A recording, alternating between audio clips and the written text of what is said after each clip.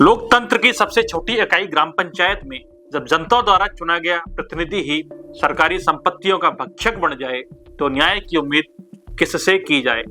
फतेहगढ़ तहसील के ग्राम चौधरियों की ढानी कोडियासर में इन दिनों भ्रष्टाचार और दबंगई का ऐसा ही नंगा नाच देखने को मिल रहा है। यहाँ वर्तमान सरपंच कमल कुमार पर सरकारी भवनों और स्कूल की बेशकीमती जमीन को अपने निजी जागीर की तरह इस्तेमाल करने के संगीन आरोप लग रहे हैं।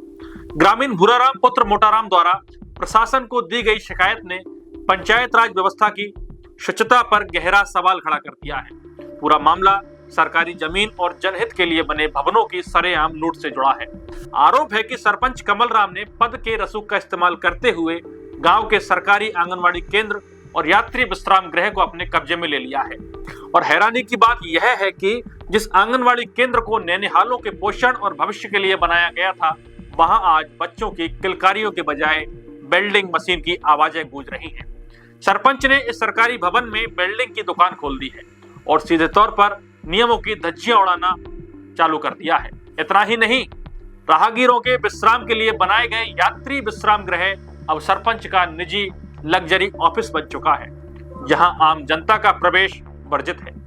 दबंगई का आलम यही खत्म नहीं होता, बल्कि शिक्षा के मंदिर पर भी कब्जे की काली नजर पड़ चुकी है।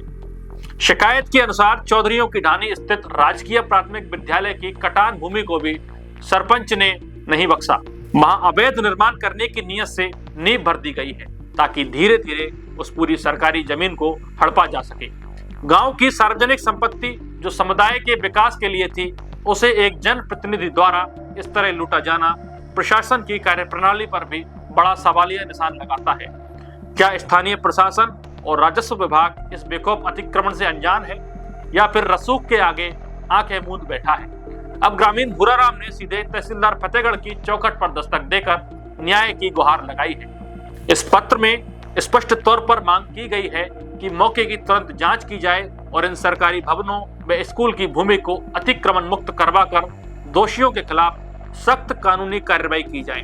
अब देखना यह है कि क्या प्रशासन इस सरपंच राज के खिलाफ कड़े कदम उठाने का साहस जुटा पाता है या फिर सरकारी संपत्तियों की यह लूट इसी तरह जारी रहेगी।